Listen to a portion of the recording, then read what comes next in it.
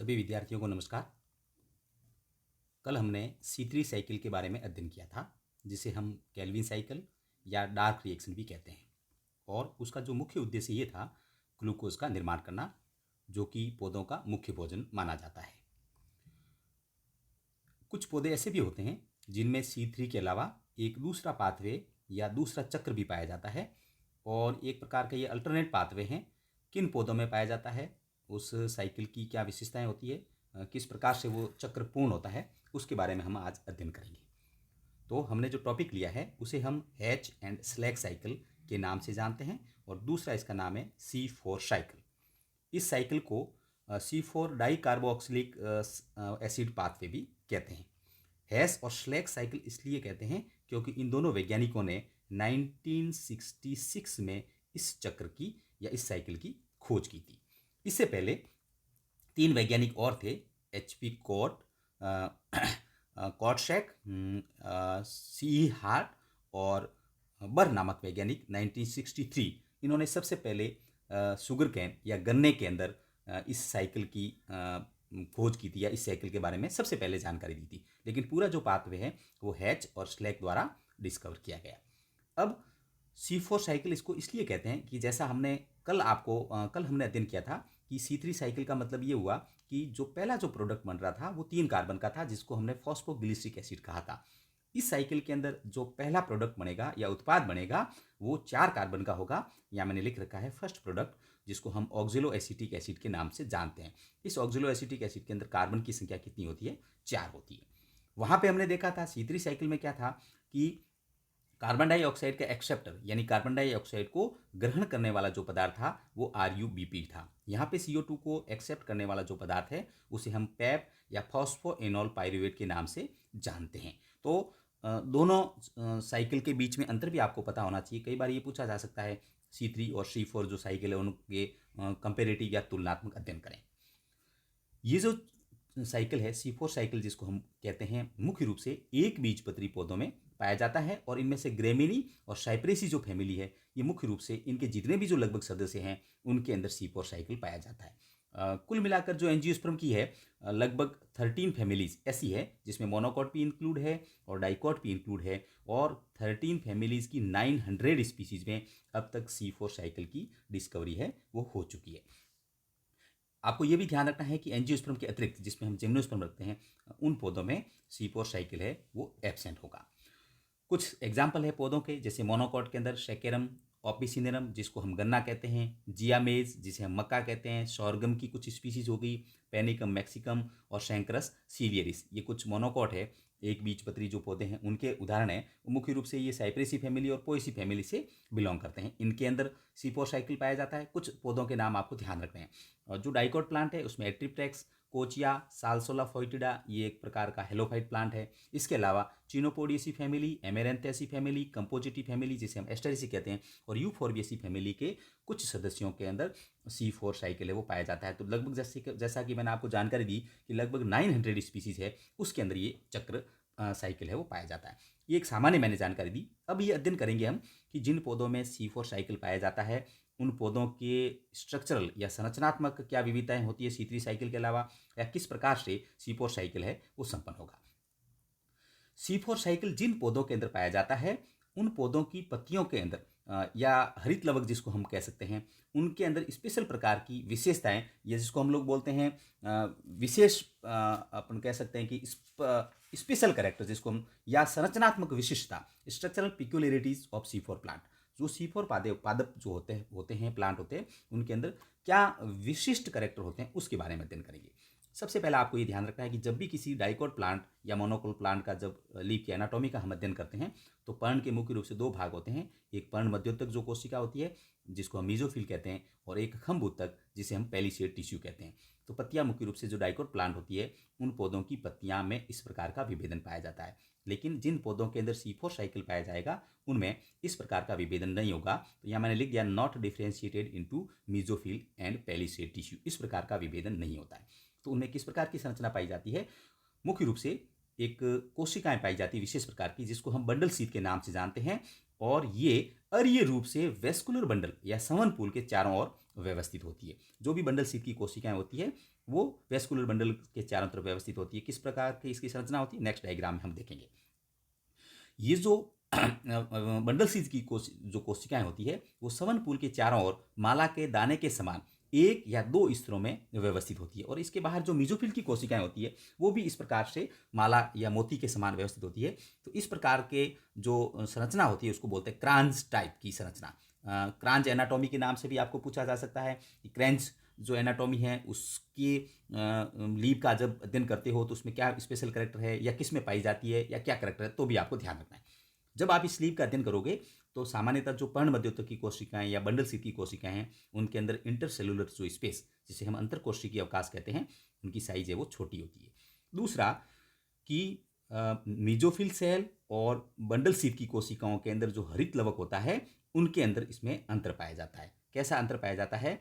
Grana जो कि मुख्य रूप से क्लोरोप्लास्ट का पार्ट है एब्सेंट इन बंडल सीट में एब्सेंट होता है, लेकिन जो मीजोफिल कोशिकाएं होती है उसमें ग्रेना है वो प्रेजेंट होगा। दूसरा कैरेक्टर आपको ये ध्यान रखना है कि क्लोरोप्लास्ट के अंदर जो डाइमॉर्फिज्म या जिसके हम द्विरूपता कहते हैं कि क्लोरोप्लास्ट जो होगा वो मीजोफिल कोशिका में तो सामान्य आकार का होता है, लेकिन जो बंडल सीट की जो कोशिकाएं होगी उसमें जो है वो बड़े आकार का होगा। इसके अलावा भी आपको ध्यान रखना है कि फोटोसिस्टम जो सेकंड है वो मीजोफिल कोशिकाओं के अंदर एब्सेंट होगा। तो ये जो संरचना है कि दोनों प्रकार के जो कोशिकाएं C4 प्लांट के अंदर जिसको हम क्रेंज एनाटॉमी कहते हैं उनके अंदर हरित लवक के अंदर विविधता पाई जाती है, इसे डाइमॉर्फिज्म कहते हैं। शॉर्ट क्वेश्चन आ सकता है, what do you understand by dimorphism? द्विरूपता, क्लोरोप्लास्ट की द्विरूपता से आप क्या समझते हैं? क्रेंज एनाटॉमी किसे कहते हैं? तो आपको समझा सकते हैं, आपको इसको एक्सप्लेन करना है। अब इस डायग्राम से हम जो मैंने जानकारी दी है उसको हम इजीली समझ सकते हैं कि द्विरूपता क्या होगी। आप ये देखें एक लीफ का टीएस काटा हुआ है, सबसे सेंटर की तरफ आप देखें ये जाइलम हो गया और सबसे उसके बाद नीचे की तरफ ये फ्लोएम हो गया। तो ये जो एरिया है जिसको मैं एक सर्कल से कर रहा हूँ ये इसके हो गए, जिसको हम बोलते हैं वेस्कुलर बंडल।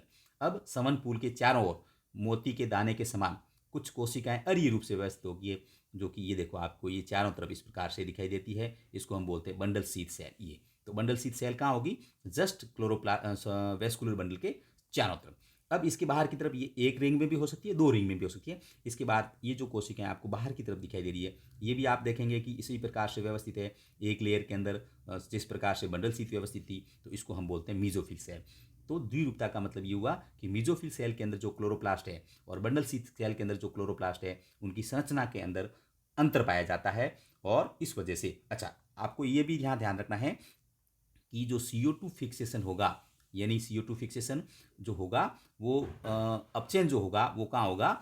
आपके बंडल सीथ कोशिका में होगी। मीजोफिल सेल क्या करेगा? सिर्फ CO2 को एक्सेप्ट करने का काम करेगा। तो कुल मिलाकर अपन ये कहेंगे कि शुगर का जो निर्माण हो रहा है वो कैसे हो रहा है? बिल्कुल C3 प्लांट की तरह हो रहा है। अब इन दोनों कोशिकाओं के अंदर C4 साइकिल संपूर्ण या कंप्लीट कैसे होगा इसके बारे में हम आगे अध्ययन करेंगे, और यही आपके जो मुख्य रूप से जिसको हम बोलते हैं कि C4 साइकिल उसके बारे में। आप ये देखें ऊपर की तरफ ये जो पोर्शन दिखा रखा है ये वाला यहाँ से लेके यहाँ तक ये जो पोर्शन है ये दिखा रखा है मीजोफिल सेल जो कि बाहर की तरफ है, और नीचे की तरफ जो डायग्राम है यहाँ से लेके यहाँ ये जो पोर्शन दिखा रखा है यहाँ से लेके ये इसके अंदर जो रिएक्शन है वो कौन सी है? बंडल सीथ की कोशिकाएं। तो अब हम विस्तृत रूप से अध्ययन करते हैं। सबसे पहले कि ये स्टेप कहाँ से शुरुआत होगी या किस प्रकार से प्रक्रिया वो पूर्ण होती है। सबसे पहले आपको ये ध्यान रखना है कि मीजोफिल सेल के अंदर फॉस्फोइनोल पाइरुवेट पाया जाएगा जिसको हम लोग बोलते हैं पैप। ये पैप CO2 को फॉस्फोइनोल पाइरुवेट ये CO2 को एक्सेप्ट करेगा स्टोमेटा के थ्रू, क्योंकि मीजोफिल सेल के बाहर जो कोशिका है एपिडर्मिस और एपिडर्मिस में स्टोमेटा होते हैं, तो स्टोमेटा के थ्रू CO2 ने एंट्री की और इस CO2 को फॉस्फोइनोल पाइरुवेट ने एक्सेप्ट किया। यहाँ पे आपको ये ध्यान रखना है कि एंजाइम पाया जाता है मुख्य रूप से जिसको हम बोलते हैं पैप कार्बो ऑक्सीलेज। यह एंजाइम C3 पौधों में नहीं पाया जाता है, और इस एंजाइम की विशेषता ये होती है कि कार्बन डाइऑक्साइड की कम उपस्थिति में ही या CO2 को कम कंसंट्रेशन में भी ये CO2 के साथ एफिशिएंसी रखता है या CO2 के साथ ऐड हो जाता है। तो इस एंजाइम की मदद से फॉस्फोइनोल पाइरुवेट किस में कन्वर्ट हो गया? आप ये देखेंगे ऑक्जेलो एसिटिक एसिड जिसे हम OAA कहते हैं। तो पहला जो प्रोडक्ट है वो कितने कार्बन का है? 4 कार्बन का, और इसको एक्सेप्ट किया कितने कार्बन वाले ने? 3 कार्बन में। ये जो प्रक्रिया किस में हो रही है? मीजोफिल सेल में। तो सबसे पहली जो स्टेप है इस पहली स्टेप में आप ये देखेंगे कि फॉस्फोइनोल पाइरुवेट पैप कार्बोक्सिलेज की मदद से ऑक्जेलो एसिटिक एसिड में कन्वर्ट हो गया। अब सेकंड स्टेप में क्या होगा कि ऑक्जेलो एसिटिक एसिड है मेलेट डिहाइड्रोजिनेज की मदद से आप ये देखेंगे, ये ऑक्जेलोएसिटिक एसिड और मैलेट डिहाइड्रोजनेज ये एंजाइम है, या NADPH की आवश्यकता होती है और मैलेट में कन्वर्ट हो गया। ये प्रक्रिया जो हो रही है वो किस में हो रही है, बाहर की तरफ मेसोफिल कोशिकाओं में। अब ये मेसोफिल कोशिकाओं से जो मैलेट आपके पास बना, यहाँ पे आप देखें ये मैलेट किस में ट्रांसफर हो गया, यहाँ से जो कोशिकाएं कौन सी शुरू हो गई है, बंडल शीथ के अंदर ये मैलेट ट्रांसफर हो गया।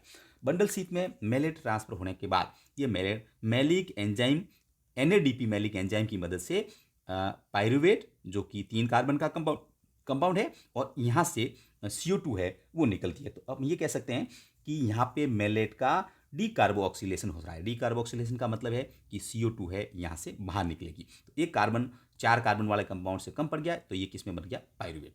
अब आप नेक्स्ट क्या देखेंगे कि ये जो CO2 अपने पास यहाँ पे निकली है, इस CO2 को बंडल शीथ कोशिकाओं में राइबोलोज 1,5 डाइफॉस्फेट, जिसको हम RUBP कहते हैं, उसने ग्रहण किया। और जिस प्रकार से C3 साइकिल होती है कि इस RUBP को रुबिस्को एंजाइम की मदद से PGA में कन्वर्ट हो गया, और जो हमने C3 साइकिल में पढ़ा था उसी प्रकार से यहाँ सुक्रोज का निर्माण होता है। तो यहाँ पे हम जो देखेंगे कि CO2 का जो फिक्सेशन हो रहा है, एक्चुअली जो फिक्सेशन हो रहा है वो किस तरह से हो रहा है, ये जो साइकिल है इस साइकिल को हम क्या बोलते हैं, C3 साइकिल। तो C3 साइकिल कहाँ कंप्लीट हो रही है, बंडल शीथ में, और यहाँ सुक्रोज का निर्माण हो गया।